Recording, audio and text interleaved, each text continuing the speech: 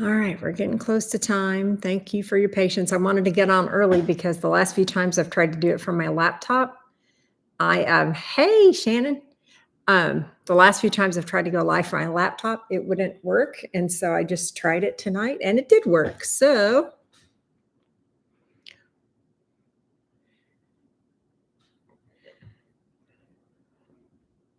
talking about that plumeria plant that I just had, one of the nurses at my allergy doctor, she was showing me photos of these huge plumeria plants that she has. She's had them for years and she just has them in pots and she just takes them in and out all winter. Whenever it's going to get below 40, she rolls them into the garage.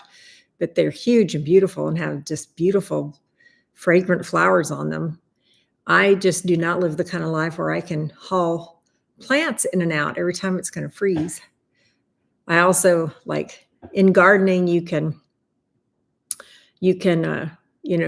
cover up your beds if it's going to frost or whatever, and then uncover them the next morning. That just is not my life. I just can't do that. So during the winter, when it gets to be, the part where it's really freezing, I just don't grow anything. But that's not very much of the year here in Texas. Especially this year, I won't be growing much of anything because I'm having a big surgery on December 1st. So I seriously won't have anything in my garden. All right, it's just about 7:00. Thank you guys so much. I really appreciate you being here. I have missed 2 weeks. 2 weeks ago, I wasn't here because I had COVID. I was so sick. It was terrible. That was so bad. I think it was worse than the other times I've had COVID, but I don't know for sure because it kind of feels like however sick you are right then feels like the worst thing ever. So I don't know if it really was worse, but it sure felt like it was worse. And then it just took forever to get better. So anyway, and then last week I was in Dominican Republic. My real life job is that my husband and I own a travel agency. And once a year, we take our entire staff on a trip. And that was this past weekend. And we went to Dominican Republic. And so on Thursday night, I entirely meant to be going live, but it was 8 p.m. in Dominican Republic, which is 7:00 Texas time.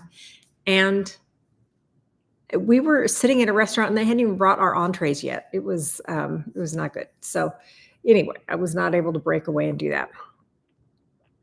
So that is where I have been the last 2 weeks. And the week before that, if you were there, I went live in San Diego at the Hotel Del Coronado. That was a fun trip. So basically, for the past 3 weeks, I have either been on a work trip or I have been having COVID because of a work trip. So not only did that affect my YouTube lives, but also the only time I've been out of the farm is just popping out to keep chickens alive. Go out, feed and water them and leave. Like I've had friends help me with the chickens. I have gone out sick to take care of the chickens. And so anyway, yesterday I finally got to go out to the farm. And I don't know if you remember me saying that my plan had been to root blackberry plants and expand my blackberry patch. But then I thought, you know what? It's just too much. This surgery, I've already had it one time on my left foot. Now I'm going to have it on my right foot. And it is just a lot. You are non-weight bearing for, I don't know, is it 6 weeks? I don't even remember from last time. It feels like forever.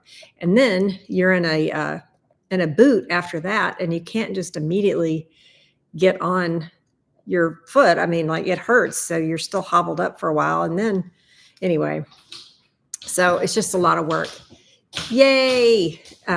That's my sister, Phyllis. She's actually in town. They're actually staying at my house right now, but I don't even know if I'll see her at all. They got here and left they're here to see a concert. They got here and left before I got home. And I'll be asleep before she gets home. And then I may be at work before she gets up. I don't know how it's going to go. So anyway, I trust that she's been here. And speaking of my surgery, she will be back to take care of me for my surgery So I'm very, very thankful for that. But also, I just think it's just not. I'm not going to be up to rooting a bunch of blackberry plants. So instead, I spent money and bought 30 blackberry plants. And of course, they came in while we were in Dominican Republic. But yesterday, I got them all out, and I have 2 complete rows of blackberry plants that I just planted yesterday. So I have half the row that were the original plants. Those are the ones that made blackberries this year. Then I have the rest of that row that are the ones I rooted last winter, and they'll produce next year. And then I have 2 complete rows that I just planted yesterday. And we'll see how established they get before the spring and if they decide to produce next year. So we could be drowning in blackberries next year. So we'll probably have a U-pick situation. So be sure and keep tuned for that. My freezer is filled with 1-quart bags of frozen blackberries right now, and that was with half of 1 row, and now we'll have 3 rows. So we're going to be drowning in blackberries. So get ready. So yeah, I got all those blackberries planted yesterday. I also got 4 or 5 flats of vegetable plants planted yesterday. I got kale, cauliflower, broccoli, cabbage. And was that all? Was it 4? Yeah, probably. So got that done. I have a guy that has worked with me for my yard work for a number of years, and I am going to pay him to have one of his guys work for me for a day. He didn't have anybody for me yesterday, and I don't think Saturday's going to be a good time because we're going to be having Bee Palooza on Saturday, so we're really going to be riling up the bees. So I don't think it'll be good to have anybody out there doing work on Saturday because the bees get a little too defensive. But soon I'm going to have one of Juan's guys help me really get things cleaned up and looking good out there, really in good shape. It really makes a big difference when you drop behind for 3 weeks and don't get out there to fix anything or mow anything. There's so much that needs to be tractored. Okay. So yeah, I calculated yesterday, and I think as of today, yes, Juan is the best. As of today, I believe it is 65 days between now and my surgery, and I'm going to be gone 11 of those days. So that only leaves 54 days of actually, and I'm working, so it isn't that I'm just out at the farm for 54 days. So there's just so much to be done and so little time to do it. I mentioned on Saturday we're going out and doing the bees. I'm going to have Celeste and Shannon both with me, and I really want to get through all of the bees. So the last round we did with the bees, we looked at everyone, made sure we were queen right. We did mite tests on everyone. We put treatments on almost everyone. Some of them didn't test to have any mites, so we didn't put a mite treatment on them. So we're going to be opening up all the hives, seeing how they're doing on food, seeing if they are queen right, and testing for mites. And so, we're seeing if they have food. I think everyone's got plenty of food because it has rained enough this year that everybody has got plenty of food. I don't think we're going to find anybody that needs food. Then we'll test for mites, and we'll kind of get a sense of the mite load in the yard. We just did mite treatments, like I said, on almost everyone. Probably what we would do this time is oxalic acid treatment. I have a oxalic acid vaporizer, and it's basically you seal up the front of the hive, you stick it in there, and it just fumigates inside the hive. It's oxalic acid. It's completely, at least a great idea, and you can take care of the chickens. You could do it with honey supers on. It's completely organic. It's completely fine, but it's toxic to mites. So probably if we need to do another round of mite treatments, I'll do that. But either way, before my surgery, I will do a round of oxalic acid before I go to my surgery. Then just basically make sure everyone's queen right. Sometimes if a queen dies or just isn't doing well, you combine hives, and they say you should take your losses in the fall rather than spring. So if you've got a hive that's struggling and then a strong hive, like say a a hive doesn't have a queen, you can't get a queen this time of year. So you would take and combine it with a stronger hive. And that way you take your losses during the fall so that hive is very strong going into winter. In order to make it through the winter, you've got to have your mites under control. You've got to have a good queen, and you have to have enough bees, because the bees cluster together to stay warm. And so there need to be enough of them to do that. So, yeah, so that's what we're going to be checking on Saturday. And when you open up all those bees and you get that invasive into the bees, they can get a little crossways with you. So you want to, you don't want to plan to, that's all I'm planning to do is just go through bees, and then I'll leave the farm, because they just tend to bother me the rest of the day. And bees do have a memory, like they know who the beekeeper is. So anyway, I just try to be very careful. I think, I am allergic to bee venom, so I do try and be very careful and not get stung by bees. Oh, another thing I want to do out at the farm. So I have a tractor, and with the tractor, it came with a trailer that it is intended to transport the tractor. So it's a big old trailer that's meant to be able to drive the tractor onto it and then attach that to a truck, and then take your tractor somewhere else to use it. Like, say if you're going to, mow somebody else's pasture or whatever. Well, I'll never do that because my Honda CR-V can't pull that. However, they make a 3-point ball hitch that you can put on the back of your tractor so that you can pull a trailer with your tractor. And so what I was thinking is I would see, I don't even have any idea how the tires are on that trailer. And the grass is grown all big. So I want to get around there and mow it so I can get in there and look at it. But I thought it would be fun to have that trailer and put bales of hay on the sides, and then be able to pull it with my tractor and take people on farm tours. So wouldn't that be fun? That would be so much fun. So yeah, everyone say how much fun that would be. That would be so great. So anyway, that's one of the things I want to get done. And as I mentioned before, there's just a ton of mowing to do. There's so much tractoring to be done. Also, I have not been able to publish a video in a while because I haven't done anything that, people don't think it's very much fun just to see you on a video having COVID. That's not fun. So I filmed yesterday, but I don't know how compelling it is. I just planted 30 blackberry plants. So I don't know. That one may never see the light of day. And then finally, I need to reset several of the garden beds. I took and cleaned up several of the tomato beds earlier this fall, but I did leave a couple of them, and now they are making tomatoes again. But they do need to be cleaned up. They're not going to last forever. And yeah, so while I was just traveling, I tried something health-wise this time, and that is that I didn't drink. I didn't drink alcohol. Not a matter of I don't drink alcohol, but I just don't happen to drink alcohol when I'm at home almost ever, and I haven't in the longest time. But I do still drink alcohol when I'm traveling, just because you're in that context and whatnot. But as we went to San Diego at the beginning of September, I was like, okay, I am going to see, because my Oura Ring always tells me how hard travel is on me, right? My readiness goes down, my sleep quality goes down, everything, it just gets worse. And I knew I had San Diego, then I had a week, and then I had Dominican Republic. And now we have a couple of weeks and then we have another trip. But I was like, I'm going to see if I can maintain, good health statistics while I am in San Diego.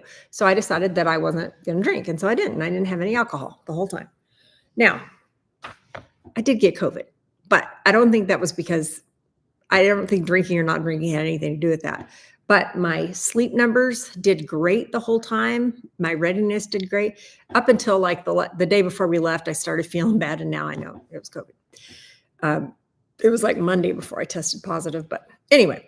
So, and then just now when we went to Dominican Republic, I was probably 90% recovered from COVID by the time we left. I hadn't tested positive, and I hadn't had any fever for days and days. I did not travel knowingly sick, but So we were even at an all-inclusive resort, and I still didn't drink the whole time. I did not have alcohol the whole time. And I slept really well. I did really well. And so, yeah, I feel like that was a good, thing. Yeah, man. My aura ring comes up and goes, I think you're getting sick. And I always go, nah, I don't think that's right. And then it's always right. It just always is.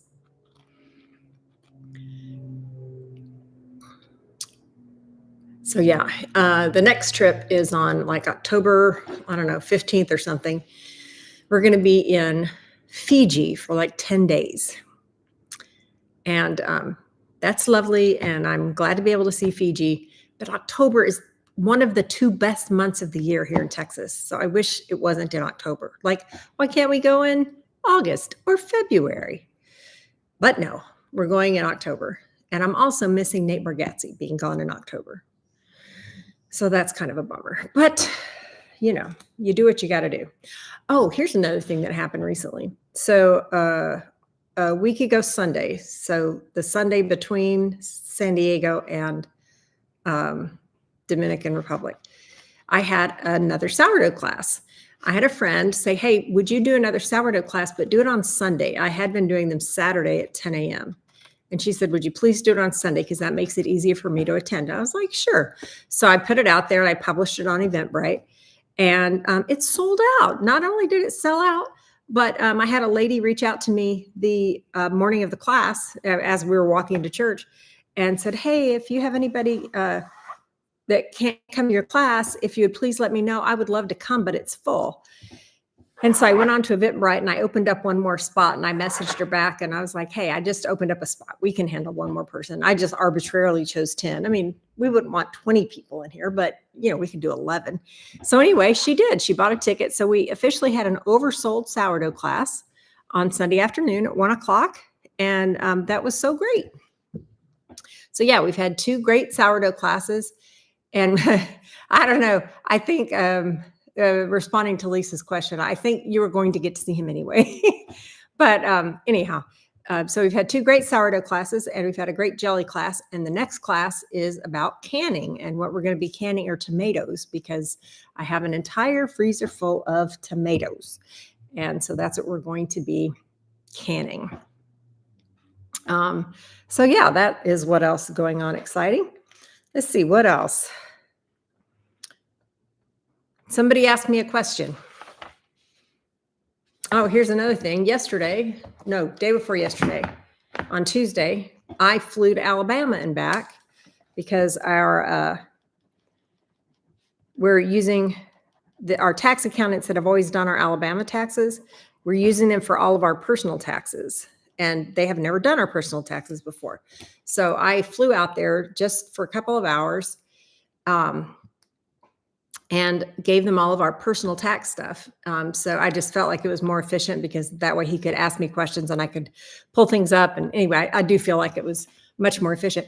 Sherry's asking about beeswax candles. Well, funny you should ask. So right here, this is beeswax from my hives. This is capping wax that I have cleaned and processed. And yep, that's entirely correct, Sherry. In fact, I was just asking Lisa about beeswax about candles, because the thing about making candles, like I want to make some of that into jar candles. I don't know, Lisa. I'll show you here in just a second. Give me just a second. But I feel strongly about pure beeswax, and it's really expensive. It's really hard to, hold on, I got to get this plant. This is how big it usually is. See it compared to my head? So I think anything bigger than this is probably good enough. So beeswax is so precious that I don't want to make a mistake on the size of the wick and waste the beeswax. So I need to find somewhere that tells me how big of a wick I need for how big of a beeswax candle. So I do want to dive into that, but I've got to get a lot more caught up in everything. I still have honey there. I do still have honey available. And yeah, the chickens are laying up a storm right now. I have something like 11 dozen on the site, which is great. And after I got all of those blackberries in the ground and all those veggies in the ground, I came home and in the mail was my seed garlic. So this weekend, I'll also be planting garlic out at the farm. If you don't grow garlic, you really should, because it's super, super simple. All you have to do is get garlic. Now, it needs to be organic garlic if you're going to just buy it from the store, because if you don't know, yeah, I know. If you just use regular garlic, it's probably been treated with a thing to make it not sprout, whereas organic garlic hasn't been treated with that. And so you just take it. In fact, here, I'll show you the garlic. Stand by.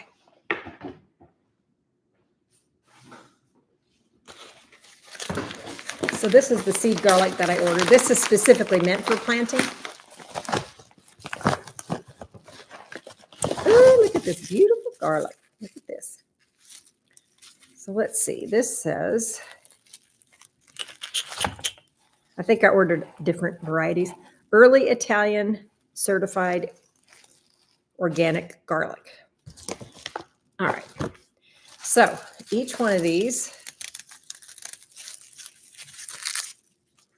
you see how beautiful it is. So just like if you were going to cook with it, you peel it.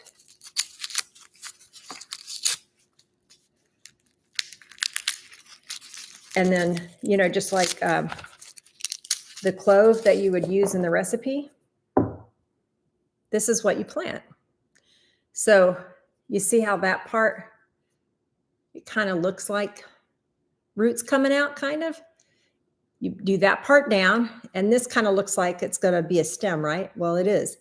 So that down and that up, and you just plant these, and then they become a whole head of garlic. And it's super, super simple because nothing messes with garlic. There's no pests or anything.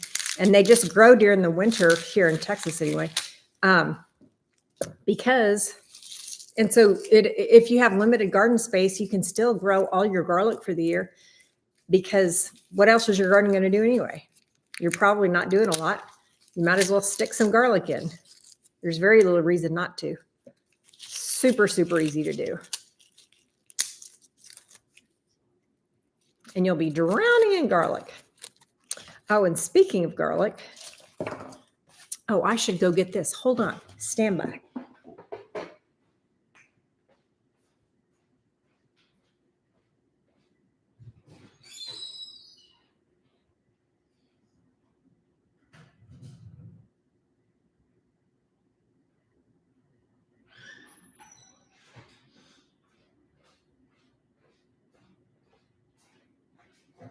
I'll be bottling this up soon. Now, this is a half-gallon jar, so obviously I'm not going to have a half-gallon jar, but this is fermented honey garlic. So what it is garlic and honey. Let me make sure this is good and closed. So this has been going for a month, and it's been fermenting in here. So you have honey garlic, or garlic honey. And there's several ways you can use that. It's medicinal. You can actually eat the garlic. It's been fermenting in honey for a month. It's doesn't taste like fresh garlic anymore. Yeah, it's medicinal. You can also drink the honey, take a spoonful of the honey. Garlic's medicinal, honey's medicinal. Together, they're great. And you can use it like in salad dressing or on meats or whatever. You can use them for eating and just for taking medicinally. So anyway, I'll be jarring that up. Yet another thing that I need to get to, because there are so many things that I need to get to. And all I can do is all I can do every day, just like you. All right. What else? Does anybody else have any questions? Also an intimacy deterrent. Well, if that's your goal, then we got you covered. All right. All right. Thank you guys so much for joining me. I really appreciate it. I did start a little early, so I have been on for half an hour. And now that I know my computer's working again, I will start right on time. in the past, in the future, instead of early, because now I know that it's working. All right. Thank you guys so much. Stay tuned for future videos. Yeah. Talk to you later. Bye.